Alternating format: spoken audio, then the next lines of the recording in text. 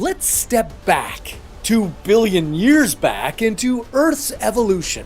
A time full of life, but also mass extinction. An invisible killer was on the loose, ready to change the course of history. This was a time on Earth that had direct impact on what the world's like today. The animals that inhabit it, the food that we eat, and the air we breathe. Would you be able to survive in this new environment? And how did almost all life come to an end during this time? Time to go back 2 billion years ago. Welcome to Earth 2 billion years ago. You're landing at a time when Earth is about halfway to its current age. Now, as you make your descent towards this prehistoric Earth, you'll see blobs of land and maybe some chunks of ice separated by water. These land masses look nothing like our continents today, but that's gonna change soon. As your time machine touches down, it's a bleak and rocky landscape. There are no plants, no trees, no vegetation at all. No signs of any animals either. This was a time before complex multicellular life. The only living things on Earth were microorganisms. Yeah, it might sound a little dull, but at least there are no predators you need to worry about. I hope. Before you step out on the ground, you better put on your suit that's fitted with oxygen tanks, because while there is oxygen in the air, there isn't enough for you to breathe comfortably. It's less than 10% of today's oxygen levels. When Earth was first formed, there was only carbon dioxide, methane, and water vapor in the air. But more on that in a minute. As you step out, you look into the water surrounding you. It's completely still, and there are no fish swimming in it, but it's filled with a ton of green, slimy stuff. What you're looking at is a whole lot of cyanobacteria, one of the most important bacteria ever to live on Earth. Cyanobacteria are responsible for the air we breathe, but they were also responsible for the most massive extinction event of all time. Speaking of things that have existed for billions of years, let's talk about bacteria. Just like today, it was causing some big issues back then, too. Let's travel back to Earth about 2.5 billion years ago to see what I mean. Like the calm before the mass extinction event, everything looks great on Earth. Our young sun is a bit dimmer, even a little bit cooler, but temperatures on Earth are balmy, around 21 degrees Celsius. There's plenty of liquid water, but no ice. The carbon dioxide and methane in the atmosphere are driving a greenhouse effect. The only life that's around is in the water, and again, I'm not talking about fish. It's all single-celled organisms like bacteria, which were living in very different circumstances, like the zero oxygen environment you're standing in right now. But this water isn't only filled with boring bacteria, it's now filled with cyanobacteria. This bacteria evolved with a special trait, the ability to use water as a fuel to photosynthesize. And with this trait, it was able to produce oxygen. The cyanobacteria began to change the chemistry of Earth's atmosphere. As bigger and bigger colonies of cyanobacteria photosynthesized, they produced more and more oxygen. Now, this didn't result in much at the start, as much of the oxygen being produced would react with minerals and then get removed from the environment. But fast forward a few 100 million years, and things start to change drastically. Now, so much oxygen is being produced that it can't be removed fast enough. It oxygenates the water, it escapes into the air, it reacts with methane and displaces it from the atmosphere. Earth's atmosphere is filling up with oxygen and becoming breathable. But don't take off that mask just yet. The oxygen level is still only 20 to 40% of what it is today. Maybe even lower, but this level is obviously much higher than the near zero level Earth had before. So, how do the other bacteria react to this new level of oxygen? Well, you can't see it happening because they're microscopic, but they're dying off in huge numbers. This is the Great Oxidation Event, also known as the biggest extinction event in Earth's history. The oxygen being created turned out to be pure poison for other bacteria, killing off 99% of all life on Earth. And this isn't the only catastrophic event happening. This massive amount of oxygen in the atmosphere is about to have a big impact on something else. The cyanobacteria is creating oxygen, but it's also wiping out two greenhouse gases, carbon dioxide and methane. These two gases played a key role in the evolution of Earth up until now. They help trap the sun's energy, keeping the planet warm. With both of these elements being removed and oxygen taking their place, it's starting to get very, very cold. Over hundreds of millions of years, you'd see massive changes in the landscape. The oceans are freezing. Sheets of ice are covering Earth. Brown and rocky land is now turning snow white. One of the earliest ice ages has begun. This is the start of the Heronian Glaciation. It'll last about 200 million years. Throughout this time, you'll see Earth go through 3 glaciations. No part of the planet is spared. The continents, the poles, even at sea level. It's all ice all the time. Now, all life on Earth has already taken a severe beating, and these chilly conditions aren't doing much to help. Neither the oxygen nor the deep freeze are doing any good for the survival of our older microbes. But somehow, a small sliver of life, just around 1% of the living, persists over these 200 million years. No, sorry you can't see them, they're still microscopic and living in rare parts of the Earth. They're just hanging on, waiting for the ice to thaw. Wow, look at you, time traveling everywhere. You're quite the explorer.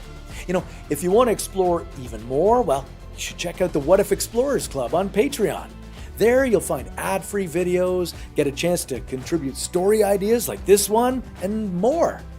But our Explorers Club is in the present day, and right now, you're 2 billion years in the past, at a pretty significant turning point in history. A whole slew of exciting things are about to happen that will transform the face of Earth, both physically and biologically. Volcanoes are erupting, the ice is melting, a new continent is forming, and life is making a comeback. 3 different natural and geological processes started, beginning a transformation and ending the ice-covered Earth. Let's go through them. The sun is a little bit warmer now than when we flashed back the extra 500 million years, but maybe you noticed the sun is also looking a little bit brighter. Well, this is because the sun's luminosity increases at the rate of about 1 degree Celsius every 100 million years. So now the sun is 5 degrees warmer. But this warmer sun by itself is not what melted the ice sheets. A second natural phenomenon is now playing a role. It's typically known for causing mass destruction and extinctions, but at this point in history, it's shaping the continents and saving the Earth. I'm talking about volcanoes. Although Earth was just covered with significant amounts of ice, under the crust, it remains hot and molten. Plate tectonics are starting to change things deep below the surface.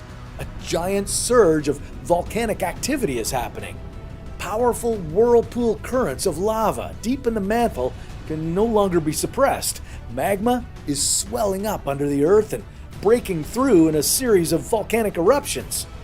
These explosive conditions will continue for another 300 million years. The small separate land masses that you saw as your time machine descended are being pulled together by this volcanic activity to form the first supercontinent, Nuna. Fast forward to today, and you'd be standing in Colombia. The volcanoes are also causing a remarkable transformation of Earth's atmosphere. This will affect the climate, making it much warmer. Now, this change might seem catastrophic at first, but it's going to give life on Earth another chance. That's because these volcanic eruptions are spewing water vapor and carbon dioxide into the air, and there's no microbial life to remove the carbon dioxide yet, so more and more of it is accumulating, trapping heat and making Earth hotter. With this new heat, the ice sheets are melting away. This volcanic action is still affecting us today. The lava spewing from the volcanoes eventually helped turn carbon into diamonds. In fact, most natural diamonds today can be traced back to this era. So take a moment to think about this cataclysmic event 2 billion years ago on your wedding day. But this isn't all that's happening. Over in Africa, another massive event is occurring. Nature's first nuclear reactor. Now, you're probably wondering how you could possibly get a nuclear reactor going on Earth. After all, don't you need a concentration of radioactive material?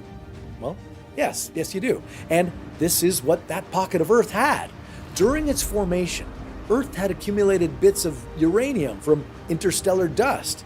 This uranium was created by supernovas as stars died and exploded. Over hundreds of millions of years, microbial activity concentrated this uranium, and tectonic activity had it buried deep inside of Earth.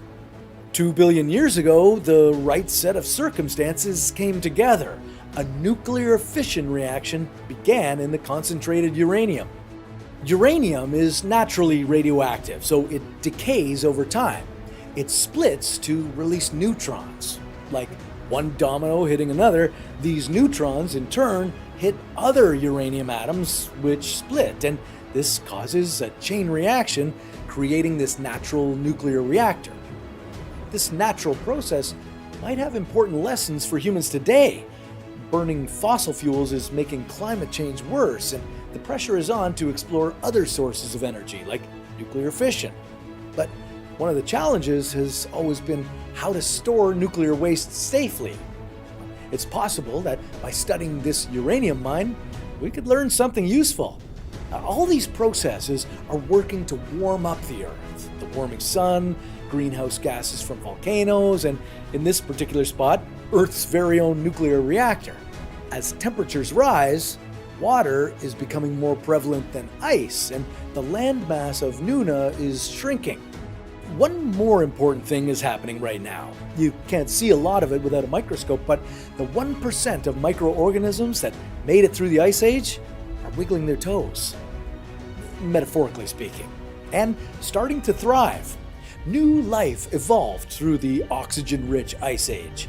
Microorganisms evolved that took in oxygen to burn food and released carbon dioxide in the process.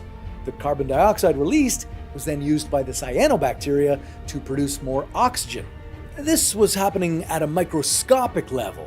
Today, it happens with all kinds of different creatures. Now, humans and animals breathe in oxygen and exhale carbon dioxide. Plants take in carbon dioxide, photosynthesize, and release oxygen. So, the cyanobacteria was one of the original building blocks for all life today. But the oxygen didn't just power up microbes. During the long Ice Age, it began to form a protective layer in the upper atmosphere of the Earth, the ozone layer. This protected new life from ultraviolet radiation.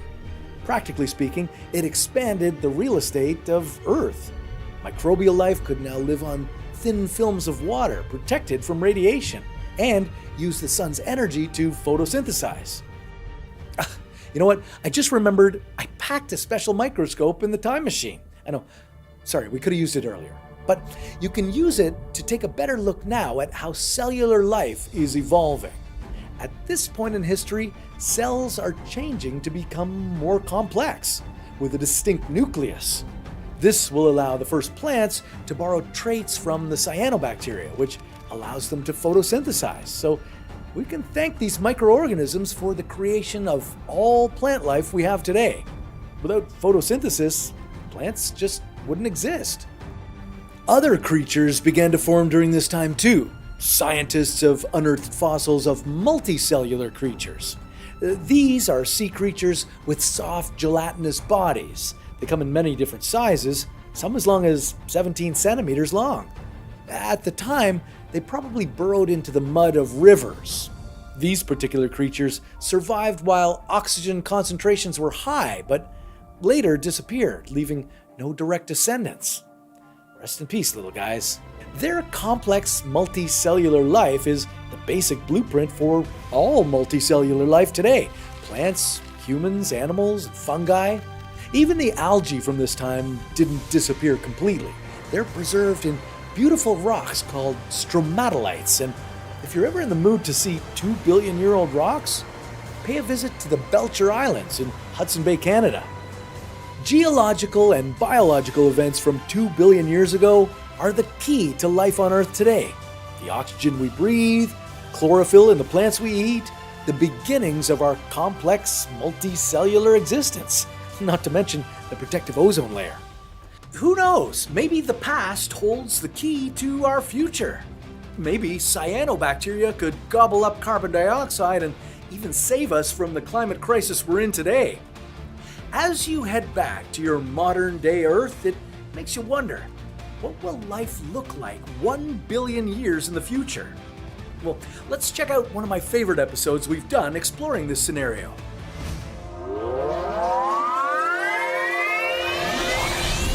If you traveled 10,000 years into the future, what would planet Earth look like? Would most of its surface be covered in volcanoes? Or would it be frozen in ice? What if you traveled even further, to 1 million years in the future? Would all of the oceans have evaporated? Or would it have become one giant water world? Okay, now, what about 1 billion years? Would there be any humans left? Or would they have settled in other parts of the galaxy? This is What If, and here's what would happen if you traveled 1 billion years into the future. Let's face it, the chances of any humans being around to greet you when you arrive 1 billion years into the future are pretty low. Several key existential threats face the human race, and if we want to be around in 1 billion years, we'll need to endure them all. We've seen how much we've struggled to come together just to survive a global pandemic. So how do we have any chance of enduring the threats of climate change, overpopulation, global nuclear war, killer asteroids and comets, natural ice ages, and the sun getting a whole lot hotter? Well, let's take a look into the future and find out. Just under 10,000 years from now, we're going to run into a big problem called the Deca-millennium bug. In the year 10,000 AD, software encoding the AD calendar year won't encode dates with more than 4 decimals. Remember Y2K? Yeah, it's just like that, except hopefully we won't panic as much this time around. On the bright side, in 10,000 years, genetic differences and traits between humans will no longer be regional. Traits like skin and hair color will be evenly distributed around the world. Maybe that will help us all get along, finally. 20,000 years into the future, none of the current languages will be recognizable. Future languages will only contain 1% of the core vocabulary words of their present-day counterparts. 50,000 years from now will mark a new glacial period for the Earth, which will start a new ice age. Niagara Falls will have eroded into Lake Erie completely. And, interestingly, a full day on Earth will also increase by 1 second at this point in time. So much more time for activities.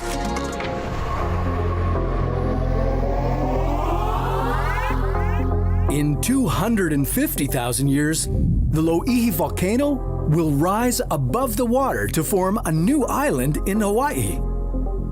And in 500,000 years, it's likely that an asteroid with a diameter greater than 1 kilometer will hit Earth, unless we can prevent it.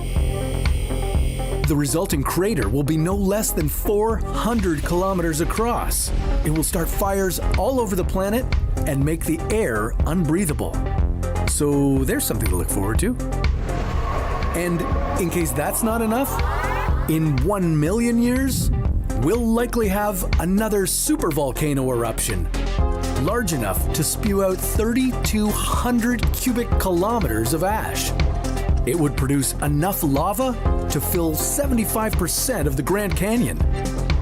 This would be similar to the Toba eruption that almost wiped out humanity 70,000 years ago.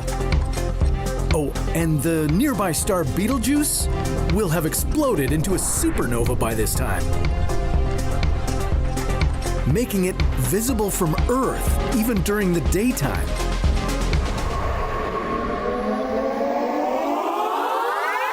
In 2 million AD, humanity will have settlements throughout the solar system. This also means that if populations on different planets have remained separate, humans may have evolved into other species adapted to their specific world. In 10 million years, a huge part of Eastern Africa will break off, forming a new ocean basin. In 50 million years, Africa will collide with Eurasia, closing off the Mediterranean Sea, and a new mountain range will form between the two land masses. This mountain range may include a mountain taller than Mount Everest. Out in space, Mars will collide with its moon, resulting in it developing a ring system like Saturn's. In 60 million years, the Canadian and American Rockies will have eroded entirely. In 80 million years, all Hawaiian Islands will be below the water. In 100 million years, an asteroid similar to the one that killed the dinosaurs 66 million years ago will likely hit Earth, one that is 10 kilometers wide.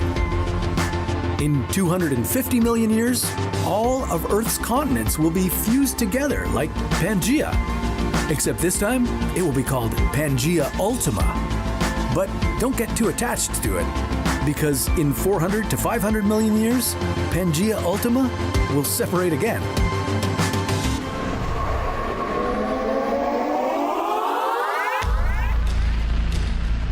In 500 to 600 million years, a gamma ray burst will likely occur within 6,500 light years from Earth. If it strikes Earth, it could damage the ozone layer and trigger a mass extinction. 600 million years from now, the moon will be so far from Earth that total solar eclipses will no longer be possible. And the sun's increasing luminosity will have raised temperatures on Earth so much that it could halt plate tectonics movement. In 800 million years, carbon dioxide levels will drop dramatically and photosynthesis will no longer be possible. Free oxygen and ozone will disappear from the atmosphere, and complex life on Earth will die.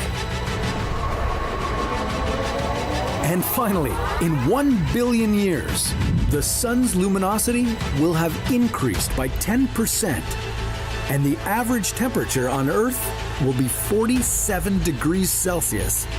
Our atmosphere will feel like a damp greenhouse, and our oceans will evaporate, leaving just pockets of water at each of the poles.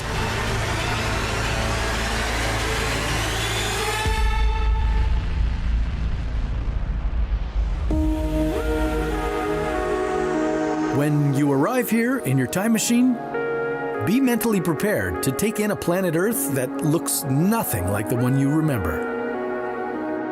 The human race will be gone, hopefully living its best life on some other far-off planet. Because of the intense heat, lack of water, and lack of breathable air, Earth will be uninhabitable. So you probably shouldn't stay too long.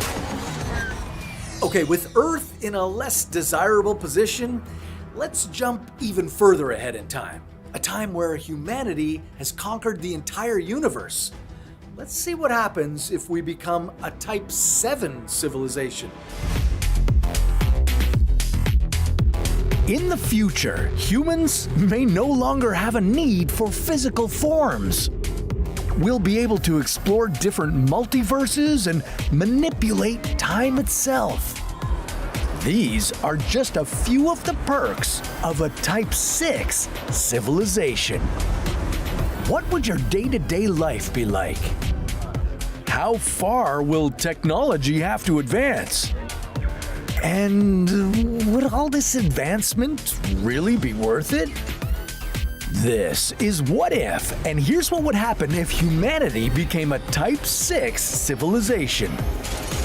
Okay, let's kickstart our climb up the ladder of civilization, otherwise known as the Kardashev scale. Named after the astrophysicist Nikolai Kardashev, this scale measures the advancement of a society based on its ability to harness different amounts of energy. Currently, today, we're a measly Type 0 civilization. And if we were to make the first leap on the scale up to a Type 1, we'd need to harness all the energy resources available to us on Earth. Going up to a Type 2, we'd extend our metaphorical extension cord all the way out to the sun. And that would mean much more than just collecting the solar power that reaches Earth. We'd be harnessing all the energy of the sun and the solar system. Now, at the third stage, Type 3, humanity would now have the ability to control all the energy available to us from the billions of stars and black holes in our galaxy. This might seem crazy enough, but we're just getting started. Once we become Type 4 and Type 5 civilizations, humanity would be able to control all the power available to us throughout the entire universe and beyond. And what comes next seems even more impossible to comprehend. Looking at what would happen if we became a Type 6 civilization requires you to fundamentally transform what you think you understand about the nature of reality. At this point, we wouldn't just be manipulating energy and matter, but also the fabric of space and time. And we wouldn't just be controlling multiple universes. We would be able to create or destroy entire universes at will. You would have godlike powers at your fingertips. Time would no longer be something we'd think of as flowing in only one direction. Instead of looking at it like a river, it would now be a sea that we could jump in and explore freely. You could travel back in time to witness the birth of stars, the formation of the galaxies, and the very creation of the universe. And it would be as fast and simple as blinking your eyes. And if you could control time and create your own universes, then of course you could determine exactly what happens in them as well. So in your universal sandbox, there could be one world where you are the supreme leader, another with all kinds of animals that have never existed, and maybe one where money really does grow on trees. Not that money would mean anything to you.